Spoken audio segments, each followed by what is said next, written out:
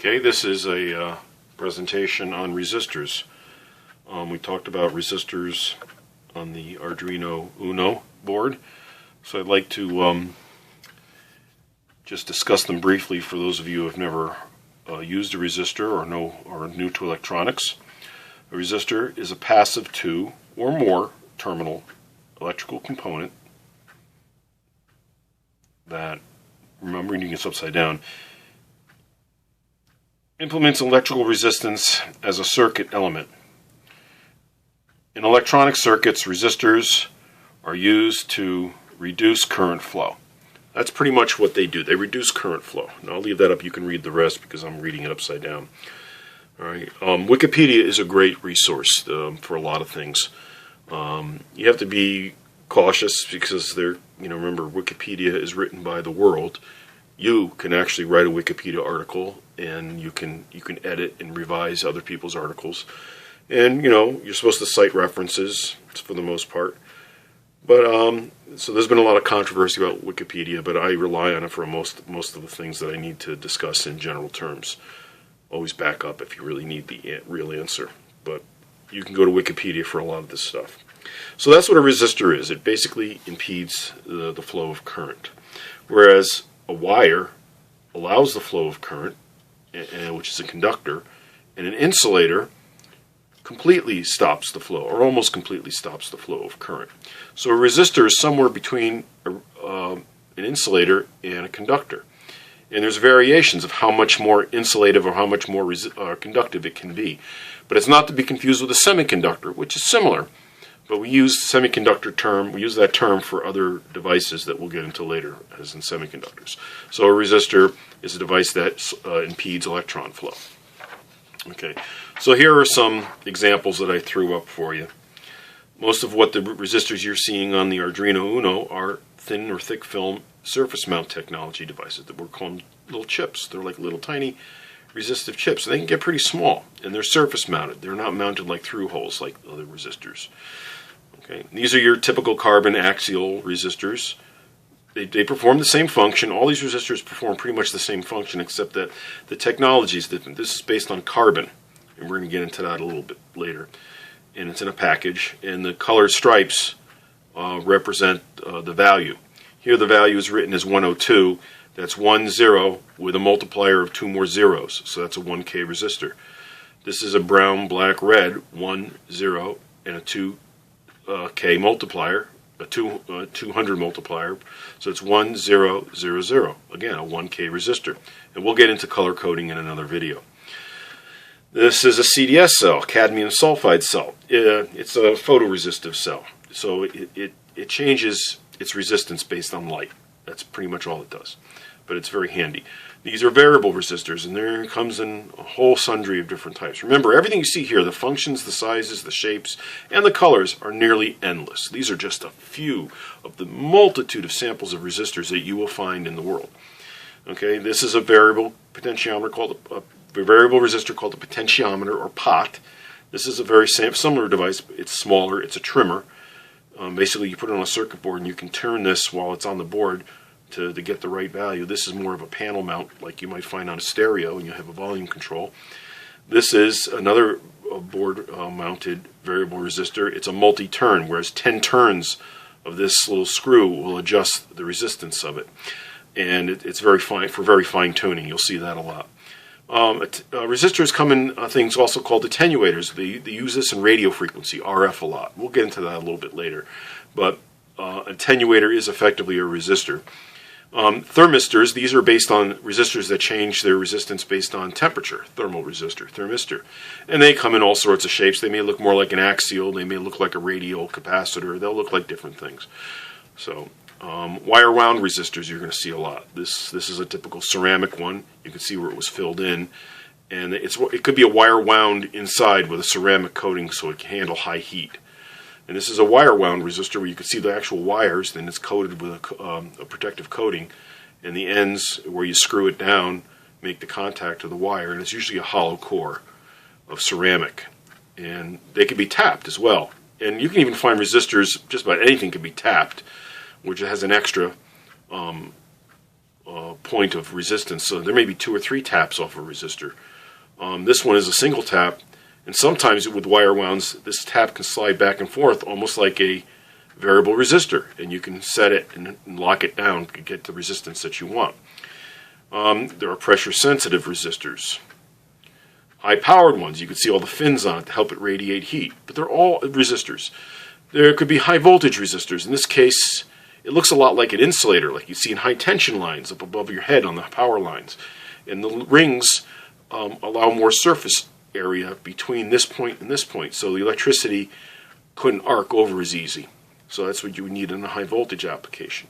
Resistors can be very large. They can be bigger than a person, big as a car, 2 meters. Here's one that's probably like 200,000 watt resistor. It's rare, but there could be applications. And resistors could be as small as 20 microns, 20 billionths.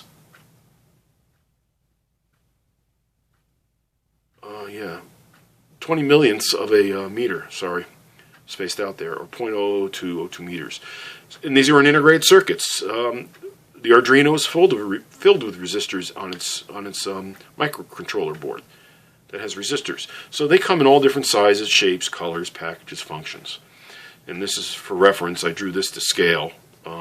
So that's the rough scale of all these items, except for obviously these 2. So that's just a basic description of the resistors. So let's talk about their symbols. We're going to go into that next. And just like you have a whole cornucopia of resistor styles, we're going to have resistor symbols. And there are basically 2 types. I like to use the ANSI format, the American National Standard Institute, which is what we've been using since resistors were first pretty much invented. We use it with a waving line like this, and it obviously shows that there is resistance in this. It's not allowing the full flow of electricity like a wire. Recently, IEEE and IEC and other companies and other formats of organizations are just coming up with a rectangle.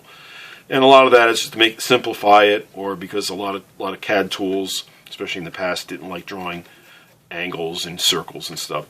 And we're not going to discuss these symbols. They're very similar, but there are some differences. So we're just going to stick with the symbols that you're most likely going to see here. And even though if someone's drawing an IEEE, they may still draw their resistors like this. It's just a simple way. So a resistor, this is your typical 2-pin resistor. Okay? And there's no polarity. You can go in either way for the most part. We're going to get into that later. Some resistors may have a tap somewhere off in the middle. So it has some resistance here and some resistance here. And the tap is somewhere in between. It could be anywhere. Some may have multiple taps, and they may show a dot, a connection dot. They may not. It all depends on how the person drew it. And then this is a variable resistor. As you change, you can change the resistance value. The arrow represents it can be changed. And this symbol may be used elsewhere as well, though as the dot may be used elsewhere. Now, when you have a special resistor that's connected on one end, it works very much the same as this variable resistor. It's just that this one's called a rheostat, which shows that some of the current is going through the resistor, but most of the current is going through the wiper. And this is done for lots of reasons. One way, it kind of reduces some of the noise and crackle in a resistor if you're changing it and you have audio or something like that. It's not always foolproof. But when one end is connected here, it's called a rheostat. And it can be you can pretty much install it in every direction. Of course, the direction of the arrow depends on the direction you're tuning it. Like if this symbol is used for a potentiometer, like we saw, there's a knob that you would turn. You would probably indicate which way the knob goes when you're changing the resistance. I usually would draw an arrow there, would say CW for clockwise or CCW for counterclockwise. I didn't show that here, and it's not always shown. Variable presets, it's pretty much like the variable, except that it's designed not to be really changed. It was preset at a factory, and you could some of these you can go in and change them, but they're usually just preset. You don't change them. Potentiometer is like a volume control, okay, and you'll see these a lot. And basically, there's 3 pins on this, and you can turn the knob and it'll move the slider back and forth, and you'll get different resistances. You can see the symbols kind of represent the way the device is made. Okay. Now some resistors are temperature dependent, a thermistor. This means it changes its resistance based on temperature, and there's several ways of drawing it, and everyone draws them differently. I prefer this. Then there's voltage dependent voltistors. They're varistors. There's different names for them. They just change on voltage. can see they put a V there. So the voltage is changing, so we have different symbols. This one is a light-dependent or photoresistor, cadmium sulfide cell. And here we show a lambda, the Greek symbol lambda, which we use for wavelength or light, and this represents light. So this says that light is changing the resistance of this resistor. Then we have strain gauges, which you're going to see, and there's no real standard symbol, so I kind of drew up my own, which says, look, if you pull the resistor in this direction, it's going to be variable. And there's also pressure-sensitive ones that you're going to see. And I drew up this symbol. I said, well, if you put pressure on it, it's going to change. So you can see, you can use your imagination to create new symbols that have never been done before. And we're going to talk about another way of doing that. So remember we talked about radio frequencies. We have these things called attenuators. Okay, sometimes in RF we don't show the ground in the RF circuits because there's grounds everywhere. We assume they're there. So when we're drawing an RF circuit, sometimes we just show the actual conductor. We don't show the grounds that go with it because in an RF circuit there's a ground going with every circuit. So in actuality, the attenuator inside is two wires, the center conductor and the ground, with a resistor somewhere in there, like usually 50 ohms, and that could act as a terminator. It can act as an attenuator. Sometimes it could be actually in line. There could be pi, like two of these, or sometimes there could be capacitors in there. They can be in line with the. It all depends because what you're doing here is you got the resistance of the line, which actually has an impedance characteristic. So I just drew one example here. They could be in line. They could be drawn in parallel like this, but the symbol is simplified, and we just draw a line and let you know that this is a terminator. Bear with me. It's just an attenuator, and this one's a variable one. So sometimes they come in, and you can vary the attenuation of the signal. So this is RF. We'll get into this in detail, and don't worry about if the symbols don't make sense to you, or if you're into RF, you may say, Paul, this is not entirely correct. Don't worry about it. We're going to talk about RF later. Now, I just want to show you a smoke-emitting diode. There is no smoke-emitting resistor. There's no such thing as a smoke-emitting resistor unless you hook up too much current to it and it starts to smoke and burn up. But I just want to show you creativity is key into creating a symbol. Let's say you came up with a new resistor that's different. You might want to create a symbol for it. So I drew little smoke lines coming up. It's just to show you that the symbols should make sense, to give you a clue as to what it's doing. It's kind of like hieroglyphics. But what we do is we don't make up our symbols like this that are ridiculous. We call this expanding beyond the symbol. Sometimes it's better to put a note. And in IEEE standards, we put up notes with a triangle with a number on it, and then back on a notes page, usually page 1, we find all the notes that are called out. So this is a note call out. It says, oh, I got a resistor here, see note 12. You go to the notes page. Resistor shown is a special X-ray sensitive device, see data sheet for details. I don't even know if there's an X-ray device.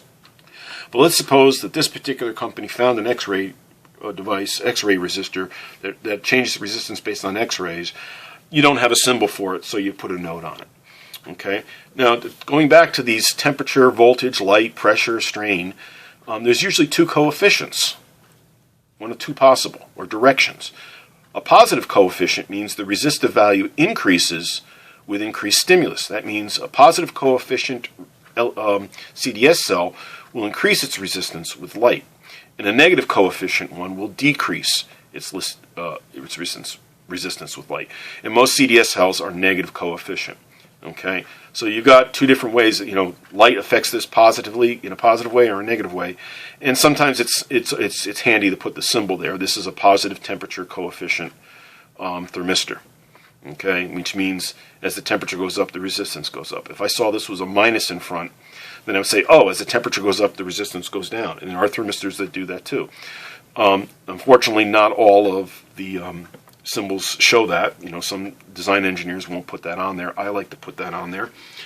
And if not, the person would have to pull out the data sheet from all the components on the schematic and look it up to see what it was doing. So that's just an overview of many, many symbols that you'll see with resistors. So let's talk about how some of the most common ones are made. Let's talk about the carbon axial resistor. Basically, it's a piece of carbon that has impurities in it that gives us the resistance value that we need.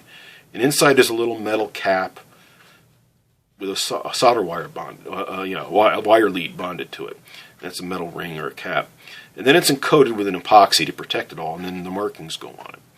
And that's all that's inside a resistor. If you were to cut it in half, you'd see pretty much this: the epoxy, the metal ring, the carbon, and the lead. The lead doesn't go all the way through, actually. I'm just showing the lead as if you cut it right here. You know, the lead only goes right to the cap, and then it's all resistance inside. I mean, there could be resistors with a lead inside it, but that's rare, and everything, you know, every manufacturer makes their resistors a little differently. Here's a concentric view. Again, the epoxy coating, the metal ring, the carbon with impurities, and eventually there's a lead on the end.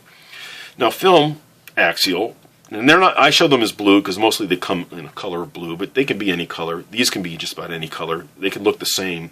Again, you won't know until you look at the data sheet for each component, and we'll get into data sheets later and how to read them.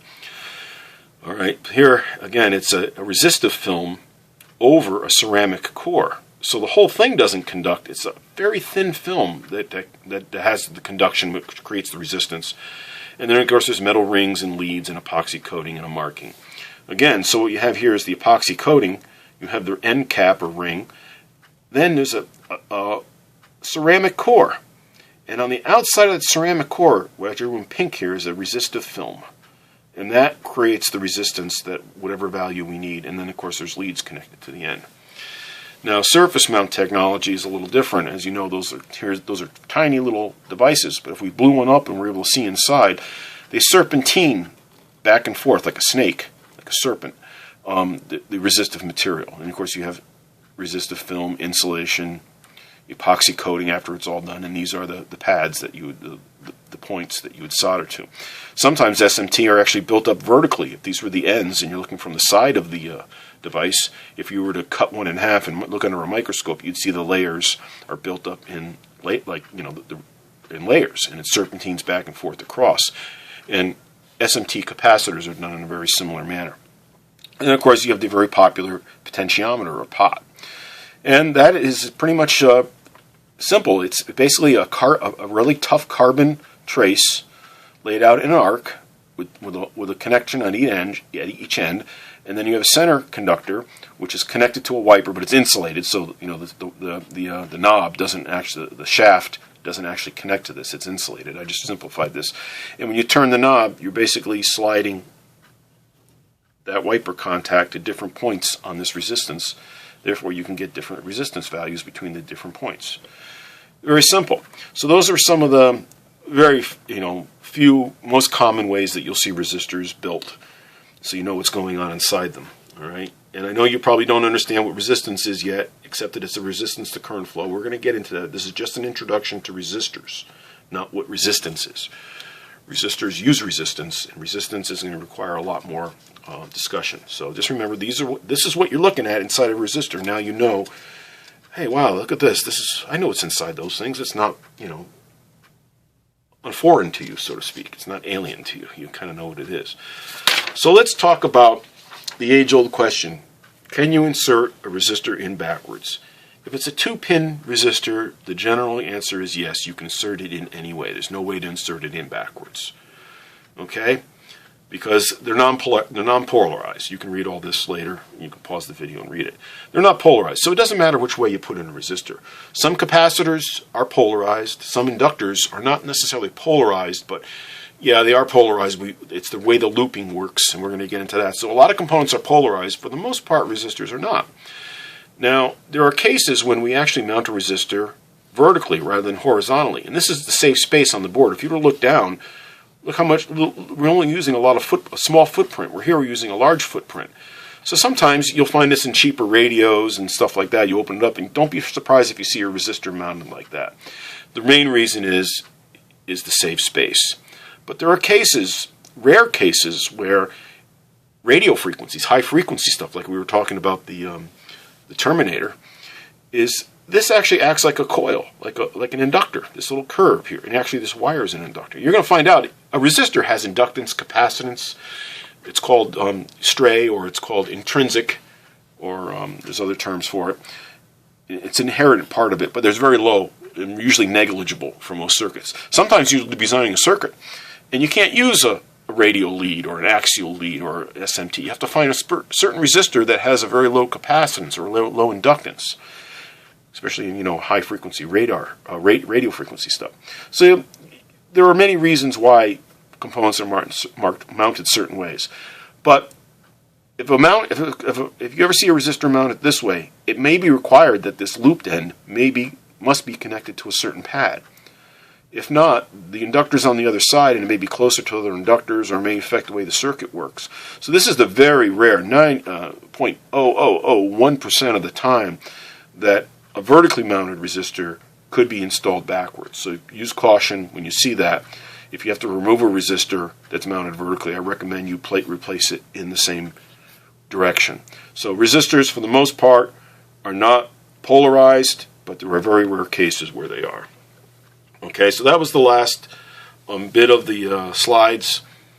We're going to go. Next slide will probably be in capacitors. So we're going to talk about capacitors, and then capacitance. Capacitance is what they use, which is the electrical effect of what they do, like resistors, and that'll require a special slide.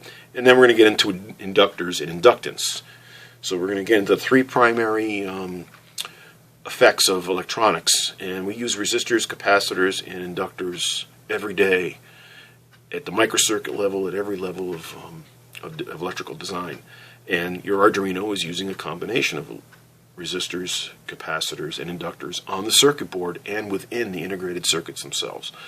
Okay, so that concludes this presentation, and stand by for other ones. Thank you.